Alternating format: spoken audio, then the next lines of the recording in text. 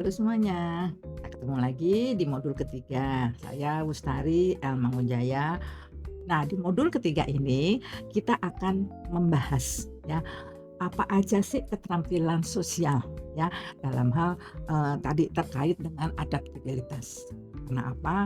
Karena keterampilan sosial sangat penting. Makanya dikatakan juga soft skill ya.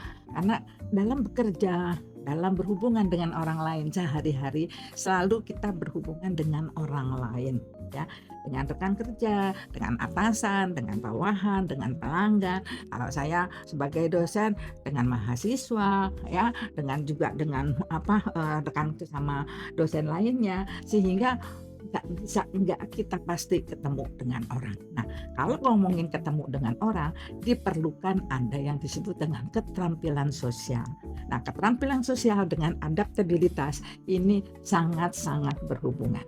Ya, dengan berkomunikasi dengan baik, maka kita bisa menyesuaikan diri dengan baik. Sering sekali kita terjadi ada yang disebut dengan miskomunikasi.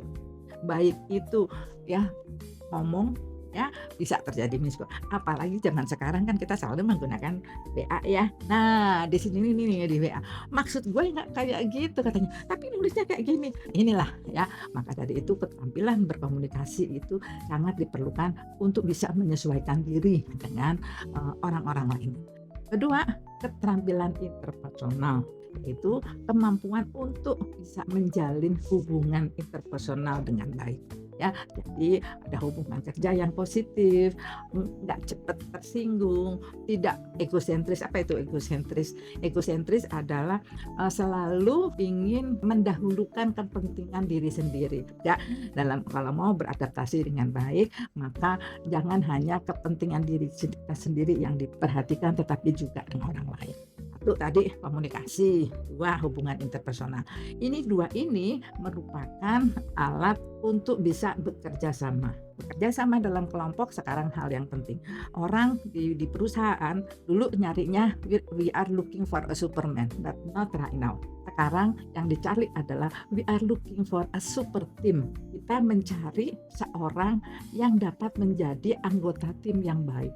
Ditempatkan di mana saja dia bisa menjadi anggota tim. Jadi nggak menonjol sendiri maunya ya, tapi bisa bekerja sama. Jadi tadi ya, jadi udah komunikasi, interpersonal, kerjasama, berpikir kritis, jangan cepat-cepat percaya dengan hoax. Ya, kalau kita bisa mengembangkan cara berpikir kritis, ya, maka kalau ada suatu berita, informasi, jangan langsung bereaksi secara impulsif, ya. Coba dilihat lagi betul nggak sih? Berpikir kritis juga merupakan salah satu keterampilan yang menurut riset dunia diperlukan. Dengan adanya keterampilan berpikir kritis, maka kita akan mampu memecahkan masalah dengan lebih baik. Tidak hanya itu, dalam beradaptasi ya kita juga harus bisa melakukan koordinasi, mengorganisasi pekerjaan.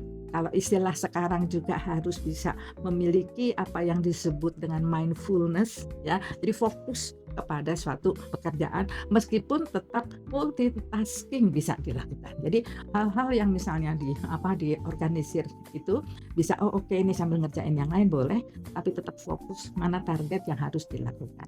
Atur waktu supaya semua supaya mungkin bisa dilakukan, mengorganisir, ini semua adalah keterampilan yang saling mendukung. Hal ini akhirnya yang tadinya perlu waktu 1 jam mungkin 30 menit aja bisa selesai.